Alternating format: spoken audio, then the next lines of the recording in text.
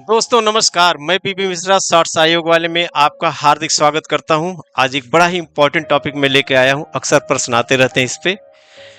बात है कि वैदेशिक संबंधों के लिए संवैधानिक उपबंध है क्या? क्या हमारी सरकार जो विदेश से संबंध बनाती है वो अपनी मन मर्जी से बनाती है, क्या संविधान में इसके लिए गाइडलाइन या कुछ उपबंध दिए गए हैं? आइए समझते हैं। कह रहा है कि भारतीय संविधान में केंद्र सरकार यानी कार्यपालिका को अंतर्राष्ट्रीय मामलों, संधियों और विदेश नीति का संचालन करने की विशेष शक्तियां प्राप्त है। मुख्य रूप से निम्नलिखित अनुच्छेद सरकार को अंतर्राष्ट्रीय शक्तियों का उपयोग करने का अधिकार देते हैं। यहां से प्रश्न आता है कौन कौन से आर्टिकल है, जरूर ध्यान रखिएगा। यह है अनुच्छेद 51 जो कहता है कि सरकार को अंतर्राष्ट्रीय शांति और सुरक्षा को बढ़ावा देने, अन्य राष्ट्रों के साथ न्यायपूर्ण और सम्मानजनक संबंध बनाए रखने, अंतर्राष्ट्रीय कानूनों का सम्मान करने और मध्यस्थता के माध्यम से अंतर्राष्ट्रीय विवादों को सुलझाने का निर्देश देता है।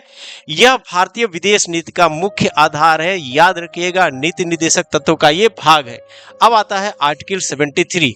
यह कहता है कि इस अनुच्छेद के अंतर्गत संघ की कार्यकारी शक्ति का विस्तार उन सभी मामलों तक होता है जिन पर संसद कानून बना सकती है।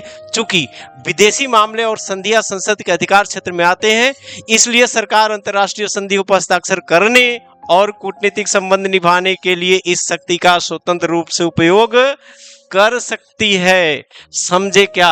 अनुच्छेद 253 कहता है यह अनुच्छेद संसद को किसी अन्य देश के साथ की गई अंतर्राष्ट्रीय संधि, समझौते या सम्मेलन को लागू करने के लिए पूरे भारत या उसके किसी भी हिस्से में कानून बनाने की संपूर्ण शक्ति देता है। मोस्ट इंपॉर्टेंट आर्टिकल है ये।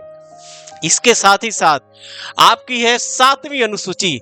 संविधान की 7वीं अनुसूची के अनुसार विदेश मामले, युद्ध और शांति और संयुक्त राष्ट्र जैसे विषय सीधे केंद्र सरकार के अधीन आते हैं। अनुच्छेद 246 के साथ ये पठित है।